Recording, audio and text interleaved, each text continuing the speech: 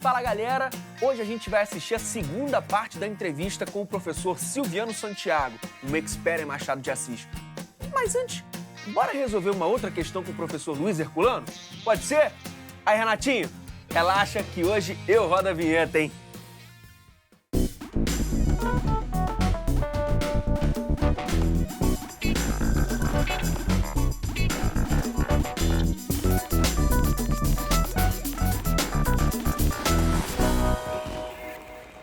Hora do Enem no ar, tratando do maior nome da nossa literatura, Machado de Assis. E para resolver mais uma questão, eu chamo aqui o nosso querido professor Luiz Herculano. Chega mais! Seja bem-vindo, professor. Professor, gêneros literários é um tema bastante cobrado no Enem. Em qual deles Machado se encaixa? Na faculdade, ensinam pra gente que essa coisa do estilo literário é, às vezes, problemática na medida em que ela engessa o autor, né? Você tira a grandiosidade desse escritor e coloca ele dentro de uma caixinha. Pensa em colocar ele dentro dessa caixinha e trancar.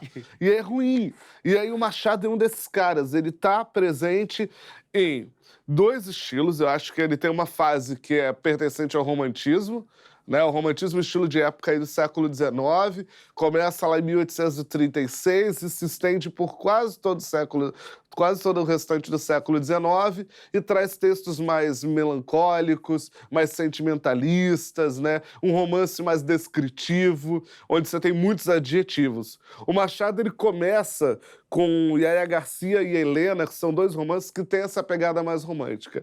Mas aí depois ele vai e começa a beber da fonte do realismo, né? E o realismo vai tentar se opor ao romantismo. Eu uso com os meus alunos a seguinte metáfora. É como se o eu lírico, o autor romântico, o eu lírico, ou até mesmo o narrador e personagem, eles fossem tão egocêntricos, gostassem tanto de si, que eles se olhassem no espelho e tudo que ele constrói no texto seria autoprojeção dele mesmo. Então, tudo ali está nesse espelho e ele se desenha, se vê ali. Já o eu realista, não. Ele vê aquilo, contempla e ele vai para quebrar esse espelho. E ele começa um processo de redescoberta.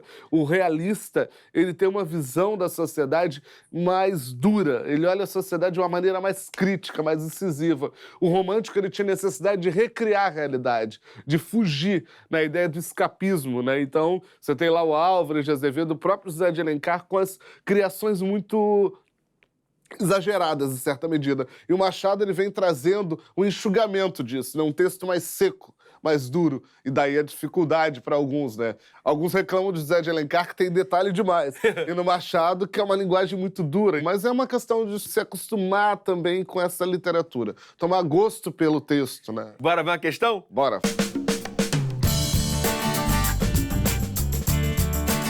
Questão 7 do Enem de 2017, caderno azul, primeira aplicação. Eu selecionei até essa questão para mostrar a atualidade e trazer também um texto do Machado um lado do Machado que muita gente não conhece, né? Que é o lado dele de uma construção mais subjetiva. Algumas pessoas têm uma ideia de que o Machado não trabalha com questões sociais ou que não trabalha com temas mais subjetivos, mas ele trabalha. O realismo não implica, por exemplo, não trabalhar com amor, não trabalhar com tristeza, não trabalhar com esses sentimentos, mas o realismo apenas trata os temas de uma maneira diferente. Daí a questão que eu te disse, né, de você olhar encaixar o cara... Ah, tá, coloca ele dentro da caixa. De uma escola, sabe? Não pode, né? O autor, ele tem o estilo individual e isso tem que ser considerado por todos nós, né? A gente, ao ler, a gente deve se despir desses preconceitos e fazer uma leitura muito mais densa dele, né? E buscar ver o que esse cara tem que caracteriza. O que é o estilo Machado de Assis, né? Entendi. Garcia tinha se chegado ao cadáver, levantara o lenço e contemplara por alguns instantes as feições defuntas. Depois, como se a morte espiritualizasse tudo, inclinou-se e beijou-a na testa. Foi nesse momento que Fortunato chegou à porta. Estacou assombrado, não podia ser o beijo da amizade, podia ser o epílogo de um livro adúltero.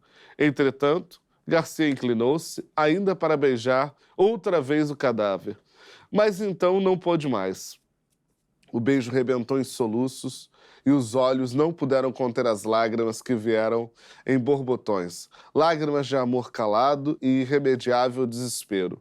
Fortunato à porta, onde ficara, saboreou tranquilo essa explosão de dor moral que foi longa, muito longa, deliciosamente longa.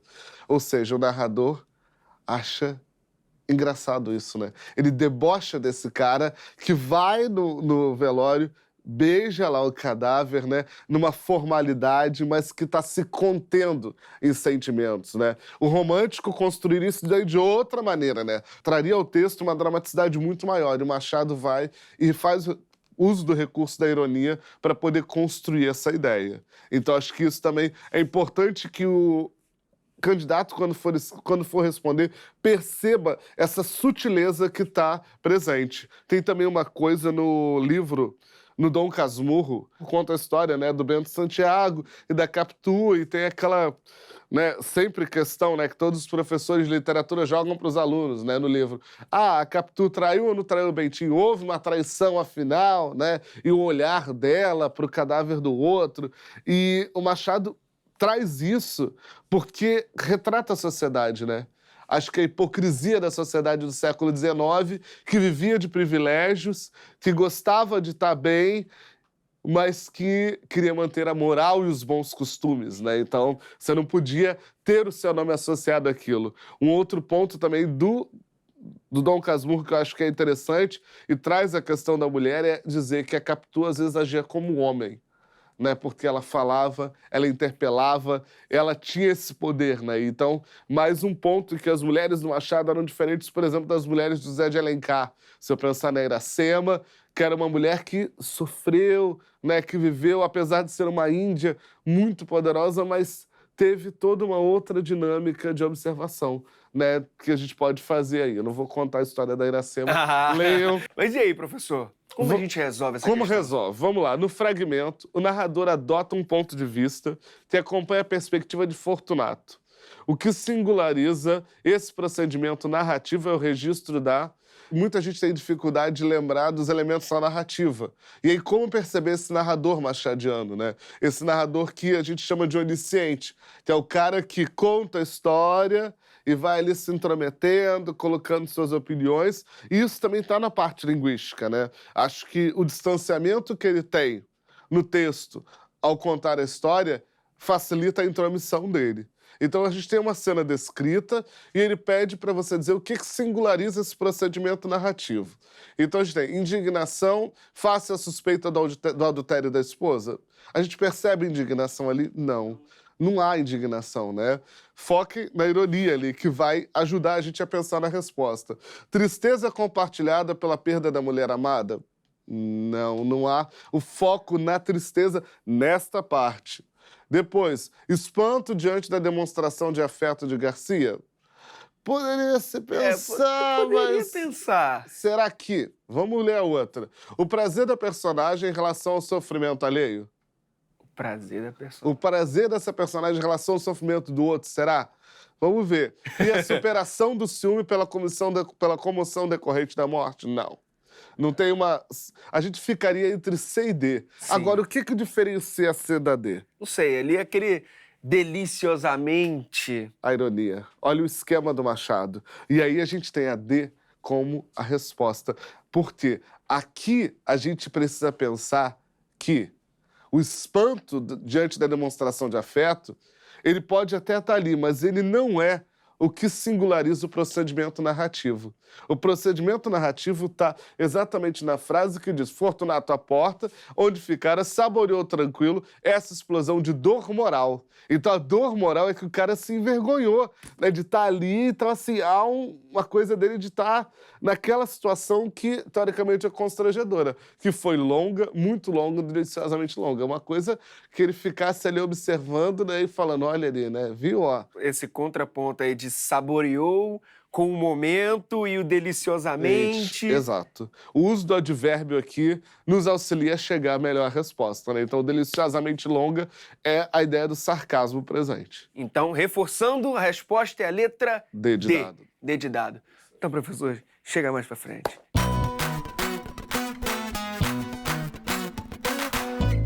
Agora uma pergunta polêmica. Qual é o seu texto preferido? Ah, Conta pra não, gente. não. Não. Essa pergunta não. É ruim responder isso porque são muitos textos bons, assim, mas eu gosto, particularmente. Eu vou colocar textos, eu vou colocar um só. A Crônica da Abolição, que é legal pelo papel que ela tem, né, enquanto texto, acho que é bem interessante, e mostra também o engajamento social do Machado no próprio movimento abolicionista. Eu gosto de Um Apólogo, que é um conto, né, é um texto, né, um apólogo é um gênero literário, né, como se fosse uma fábula.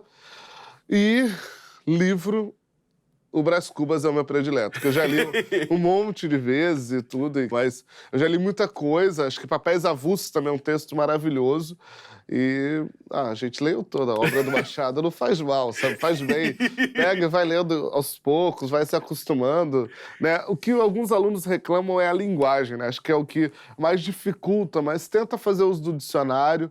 Né? Acho que hoje em dia você tem muitos recursos, tem muita gente que fala sobre Machado de Assis na internet, acho que os canais do YouTube vieram para ficar, né? Acho que tem um papel muito legal, acho que é difícil para um aluno talvez pegar um artigo acadêmico, né, e ler e destrinchar, mas um canal de alguém que seja tem uma linguagem mais dinâmica, né? Buscar outras possibilidades de realização do texto também pode ajudar e fazer uso disso para se aproveitar e conhecer a nossa literatura. Às vezes o cara lê vários textos, o cara leu toda né, a saga Harry Potter, mas não leu o Machado. Que pena, né? Então acho que fazer isso, que eu acho que é válido. Professor, só tenho a agradecer, muitíssimo obrigado mesmo, viu? Obrigado você pelo convite e rumo ao Enem para estudar e rever os conteúdos.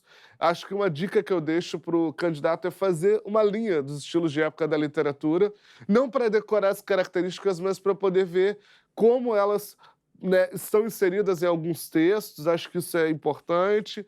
Fazer umas anotações, né, ter isso e pegar alguns livros e fazer a leitura. Valeu, cara. Obrigadão. Tchau. A gente que agradece. Agora sim a gente assiste a segunda parte da entrevista com o professor Silviano Santiago, expert em Machado de Assis. Se liga. Para quem está começando agora a leitura, quer entrar aí na obra de Machado de Assis, quais obras você indica? Eu acho que o primeiro problema que a sua pergunta coloca, ele se refere à própria pessoa que quer ser leitor. Os leitores não são iguais. Então não adianta eu propor que comece por um romance quando aquele leitor está preparado para começar por um conto. Porque, assim como você, diante da piscina, pode se dar conta de que você pode fazer 100 metros, nado livre, e o outro, diante da piscina, gosta de 1.500, que é 1.500, entende? Porque tem fôlego, Sim. Entende? Então, eu diria que a pessoa tem que se conhecer, saber se ela entra numa luta de boxe para sair no segundo round com nocaute, conto. Se ela entra numa luta de boxe para poder aguentar o adversário durante 15 rounds e, ao final, ganhar por pontos, romance. Entende? Eu acho que, sabe, a pessoa tem que saber um pouco, porque não adianta você entrar para o romance se você não tem a capacidade de estender a sua atenção. Entende? Se você olhar para si para estudar. E aí? Então, se for o primeiro caso, 100 metros nado livre, contos. Pegue uma boa antologia de contos, entende? E ali comece a ler esses contos. Agora, não pare, porque é nocaute. Você tem que ler do princípio ao fim.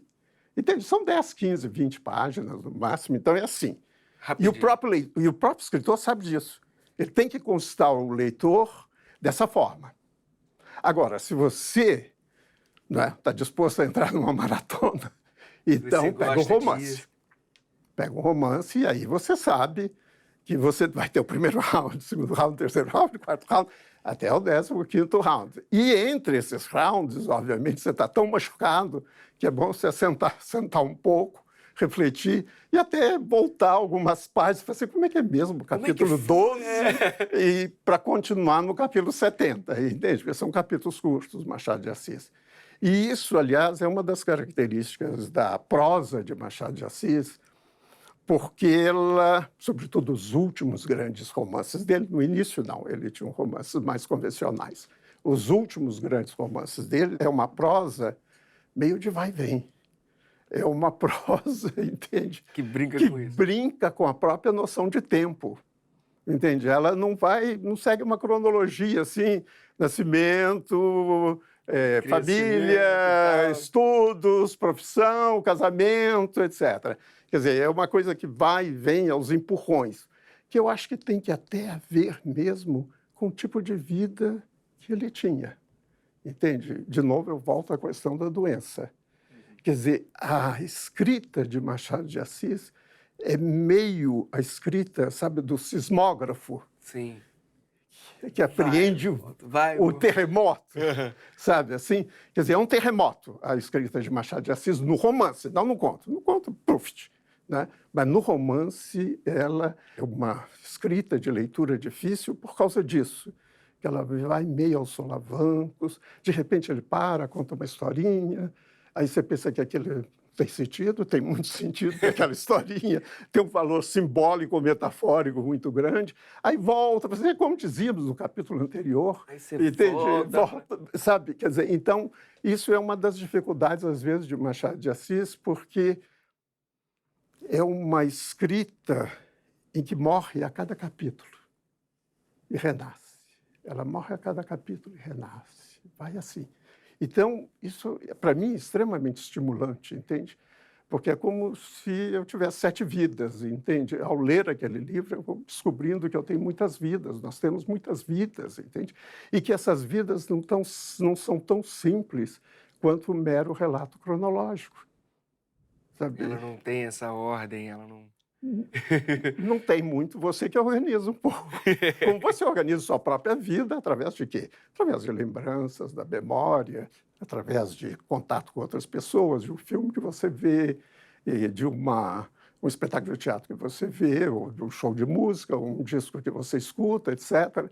Quer dizer, tudo isso, Machado de Assis consegue apreender essa multiplicidade que só nos é dada por uma curiosidade atenta. Sabe? É isso que é importante em Machado de Assis. Ele desperta o melhor do ser humano, que é a curiosidade intelectual. Você não se contenta com o seu mundozinho. Você quer conhecer o que é o mundo e assim por diante. A história, o mundo, as grandes obras, etc. E ele vai te cutucando. E você... E você vai reagindo, e se reagir positivamente, o que eu espero, né? Você, ao final, é outra pessoa. Quer dizer, você é uma pessoa, a meu ver, que já não vê as coisas, já não vê as coisas com um olhar bem ingênuo, entende? Você vê as coisas com um olhar já meio armado, entende? Você percebe que as aparências enganam, que você tem que compreender melhor a própria realidade que você vive, as pessoas, os seres humanos. Quer dizer, isso é extraordinário nele.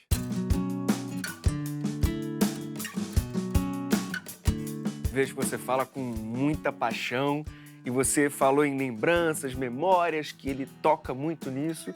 Eu queria saber, assim, como foi o seu encontro com Machado de Assis? Olha, não foi o primeiro autor que eu li. Eu nasci em 1936, durante a guerra, e naquela época, né, a gente tinha o gibi, né, os super-heróis, que estão até na moda agora por causa das séries, né?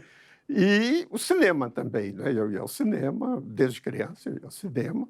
Então eu tinha um trato bastante bom, eu acho que isso é ótimo. Sabe, todos os caminhos levam à literatura. É um trato ótimo porque desde o início eu percebi que havia uma fala que não correspondia à fala. Eu sou de uma cidade do interior, Formiga, Minas Gerais. Opa, eu sou mineiro também, de Ipatinga. Não é tão longe. Não é tão longe. Então eu descobria que aquela fala ali daquela cidade do interior, ela não representava tudo, entende? Porque tinha uma fala inventada do gibi, do cinema, etc., que me colocava, aos 6, 7 anos de idade, que me colocava em plena Segunda Grande Guerra Mundial. Entende? Eu sabia que era alemão e japonês. Sabia? Sabe, sem querer eu fiquei sabendo dessas coisas, entende? O que é torpedo, o que é encouraçado, o que é guerra, o que é isso, entende? O que é nazista, o que sabe? Agora, claro que de uma maneira muito instintiva. E talvez isso seja a centelha, né, que me desperta muito mais para escritores brasileiros de visão mais ampla do que para escritores brasileiros de visão muito reduzida, entende? Talvez seja isso, entende? Então, foi por isso, talvez, que eu tenha chegado a Machado de Assis não bastante cedo, mas numa época oportuna, em que eu já estava preparado para, sabe, para querer enxergar além do imediato da vida cotidiana. Entende? Eu estava querendo enxergar um pouco a minha época. Então, eu comecei a me interessar por Machado de Assis, ao mesmo tempo que eu comecei a ter amigos que trabalhavam em teatro, amigos que pintavam, faziam artes plásticas, amigos que se interessavam pela crítica de cinema, outros que se interessavam pela literatura, e mais outros, inclusive, Klaus Viana, que é muito conhecido, que era a dança. Entende? Então, de repente, eu participava de um grupo que apenas sustentava o fato de que Machado de Assis era realmente alguém que merecia, como diz Drummond, o amor. Entende? Que merecia esse carinho, né, que os gênios merecem. E aí eu continuei a ler Machado de Assis pelo resto da vida. Eu fui professor durante muitos anos, tanto no Brasil quanto no estrangeiro, e ensinei Machado de Assis com certa assiduidade, porque realmente é um autor que nós temos que conhecer, e assim foi. Quer dizer, então, são poucos que eu tenho, para falar a verdade, hora da sinceridade. Quer dizer, é um pouco Machado de Assis, Graciliano Ramos, João Cabral de Melo Neto, Drummond, Grande Sertão Veredas, Guimarães Rosa. São esses, assim, que a gente acaba por eleger. E a gente acaba por eleger, quer dizer, depois de 80 anos de vida, né? Depois de uma vida, a gente acaba elegendo essas pessoas que realmente contribuíram para que... Quer dizer, não fosse uma pessoa tão chata. Acredito.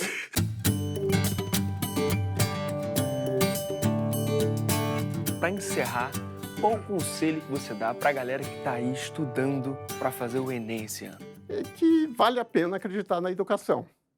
Entende? Acho que eu sou um caso. Quer dizer, eu nasci numa cidade do interior, sou de família de classe média, claro, mas nasci numa cidade do interior. Fiz universidade em Belo Horizonte, capital do estado, né? Especializei-me em literatura francesa no Rio de Janeiro, fiz doutorado na Sorbonne, em Paris, e ensinei durante 12 anos nos Estados Unidos. Quer dizer, então, eu tive uma vida bastante interessante e, durante esse tempo todo, quer dizer, eu me sustentei, entende? Porque eu achava uma maneira de me sustentar e queria levar adiante um projeto que, naquela época, era difícil, que era o projeto de ser escritor. Mas ser escritor sem esse apoio financeiro de ser professor era muito difícil. Então, foi dessa maneira que a educação, quer dizer, um desejo de me educar, um desejo de conhecer melhor as coisas, entende? Me levou a ter uma vida que eu diria que eu não me arrependo. Professor, só tenho a agradecer. Muito obrigado mesmo ao bate-papo, trazer tanta coisa bacana e levantar tanta coisa bacana sobre o Machado de Assis. Muito obrigado mesmo. Eu que lhe agradeço. Obrigado. E você, vai ficar parado depois de um papo desse? Corre lá e pega o livro de Machado de Assis? Eu vou lá. Valeu? Espero vocês no próximo programa. Até já. Agora é pra câmera. Virando, você acabou de se despedir do Luiz Herculano.